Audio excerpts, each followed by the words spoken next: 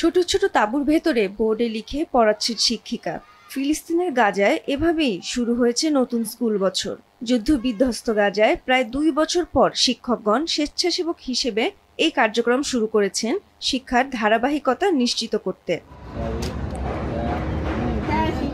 জাতিসংঘের মানবিক বিষয়ক সমন্বয় কার্যালয় জানিয়েছে, জুলাই মাসে স্যাটেলাইট ভিত্তিক ক্ষতির মূল্যায়ন অনুসারে গাজার শতকরা 97% শিক্ষা প্রতিষ্ঠান ক্ষতিগ্রস্ত হয়েছে, যার 91% আবার একদম নতুন করে তৈরি করতে হবে।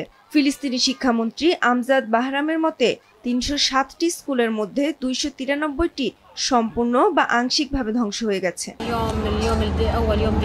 এখানে সবাই অসহ্য গরমে তাঁবুতে বসবাস করছে, কিন্তু বাচ্চারা সবাই পড়াশোনা করতে আগ্রহী।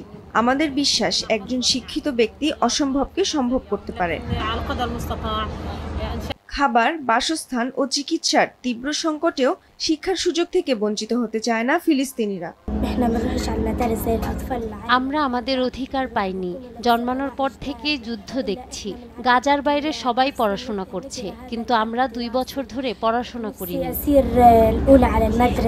ইসরায়েলের অভিযোগ, হামাস এবং অন্যান্য জঙ্গি গোষ্ঠী স্কুল সহ বেসামরিক এলাকায় পরিকল্পিতভাবে প্রবেশ করছে। তবে গাজা শহর দখল করার জন্য মঙ্গলবার থেকে কয়েক হাজার রিজার্ভ সৈন্য কাজে যোগ দিতে শুরু করেছে।